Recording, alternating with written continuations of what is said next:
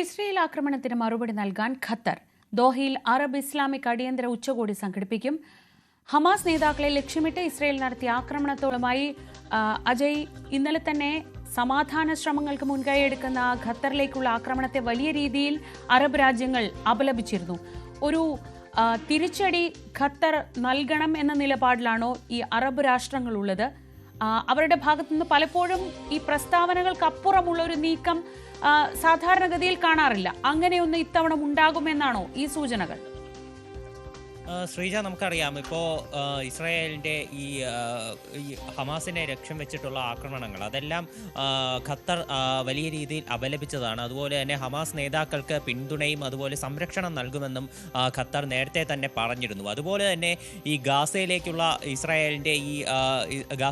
ഇസ്രായേലിൻ്റെ നീക്കം ആരംഭിച്ചതിന് ശേഷം ഇതുപോലെ തന്നെ സമാനമായ രീതിയിൽ GCC രാജ്യങ്ങൾ ഒരു ഉച്ചകോടി നടത്തിയിരുന്നു. എന്നാൽ ഇതിലൊന്നും തന്നെ ഈ ഇസ്രായേലിനെതിരെ ശക്തമായിട്ടുള്ള ഒരു നിലപാട് എടുക്കാനും കടുത്ത നടപടിയുമായി മുന്നോട്ട് പോകാനും GCC രാജ്യങ്ങൾക്ക് ഒന്നും തന്നെ സാധിച്ചിരുന്നില്ല.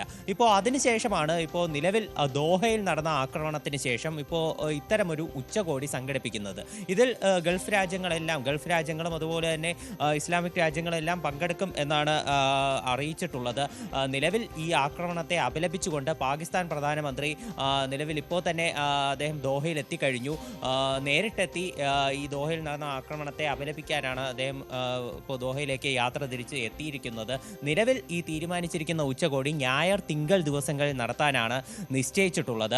ഈ ഉച്ചകോടിയിൽ പ്രാദേശികമായി തന്നെ ഇസ്രായേലിനെതിരെ കടുത്ത നടപടിയുമായി മുന്നോട്ട് പോകാൻ തന്നെയാണ് തീരുമാനം. എന്നാൽ ഇസ്രായേലിനെതിരെ ഏത് തരത്തിലുള്ള നിലപാട് സ്വീകരിക്കണം എന്നതിനെക്കുറിച്ച് ഖത്തർ മറ്റ് രാജ്യങ്ങൾക്ക് ഒരു നിർദ്ദേശം നൽകിയിട്ടില്ല. എന്നാൽ എല്ലാ രാജ്യങ്ങളും സംയുക്തമായി കടുത്ത നിലപാട് തന്നെ ഇസ്രായേലിനെതിരെ സ്വീകരിക്കും എന്ന് തന്നെയാണ് കരുതുന്നത്. ഇസ്രായേലിന് പ്രാദേശിക തലത്തിൽ നല്ല രീതിയിലൊരു തിരിച്ചടി നൽകുമെന്ന് ഖത്തർ പ്രധാനമന്ത്രി കഴിഞ്ഞ ദിവസം നൽകിയിട്ടുള്ള അഭിമുഖത്തിൽ പറഞ്ഞിരുന്നു. അദ്ദേഹം CNN നൽകിയ അഭിമുഖത്തിൽ ഇസ്രായേലിനെ കനത്ത രീതിയിൽ വിമർശിച്ചുകൊണ്ടാണ് രംഗത്തെത്തിയിരിക്കുന്നതെന്ന് നമുക്ക് കാണാൻ സാധിക്കും. ഭരണകൂട ഭീകരതയാണ് ഇസ്രായേൽ നടത്തുന്നത്, അതുപോലെ ഇസ്രായേൽ ഞങ്ങളെ വഞ്ചിച്ചു എന്ന് പറയുന്നുണ്ട്.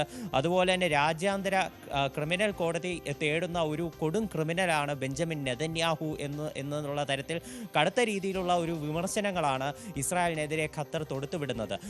ഈ ഒരു ആക്രമണം, ഈ ഗാസയിലേക്കുള്ള ഇസ്രായേലിൻ്റെ ഒരു കടന്നുകയറ്റം തുടങ്ങിയതിന് ശേഷം ഖത്തറുമായി ഒരു തുറന്ന പോരിലേക്ക് ഇസ്രായേൽ കടക്കുന്നത് ഇത് ആദ്യമാണെന്ന് തന്നെ പറയാൻ സാധിക്കും. ഇതിനു മുൻപ് ഖത്തർ ഈ ഹമാസ് നേതാക്കളെ സംരക്ഷിക്കുമെന്നുൾപ്പെടെ പറഞ്ഞിട്ടും ഖത്തറിനെതിരെ ഒരു കനത്ത ആക്രമണം അല്ലെങ്കിൽ ഒരു തിരിച്ചടി അത് നൽകാൻ ഇസ്രായേൽ തയ്യാറായിരുന്നില്ല. എന്നാൽ ഇപ്പോൾ നൽകിയിട്ടുള്ള ഈ തിരിച്ചടിയിൽ അറബ് രാജ്യങ്ങൾ നിലവിൽ ഒന്നിക്കുന്ന അവസ്ഥയാണ് കാണാൻ സാധിക്കുന്നത്. എന്നാൽ മുൻപ് നടത്തിയ ഉച്ചകോടി പോലെ ഒരു ഫലവുമില്ലാതെ ആകുമോ ഇപ്പോൾ പുതുതായി ഞായർ തിങ്കൾ ദിവസങ്ങളിൽ നടക്കാൻ പോകുന്ന ഉച്ചകോടി എന്നുള്ളതാണ് നമുക്കിപ്പോൾ നിലവിലെ സാഹചര്യത്തിൽ കണ്ടറിയേണ്ടത്. ശ്രീജ. ശരി, അജയ് സുധാ ബിജുവാണ് വിവരങ്ങൾ നൽകിയത്. ഇസ്രയേലിനെതിരായ പ്രത്യാക്രമണം അല്ലെങ്കിൽ ഇസ്രയേലിന് എങ്ങനെ മറുപടി കൊടുക്കണം എന്ന് ചർച്ച ചെയ്യാൻ കൂടിയാണ് അറബ് രാഷ്ട്രങ്ങളുടെ ഉച്ചകോടി ചേരുന്നത്. ഒരു നടപടിയിലേക്ക് അത്തരമൊരു കൂട്ടായ്മ കടക്കുമോ എന്നതാണ് കാത്തിരുന്ന് കാണേണ്ടത്. അമേരിക്കൻ പ്രസിഡന്റ് ഡൊണാൾഡ് ട്രംപിന്റെ അടുത്ത സുഹൃത്തും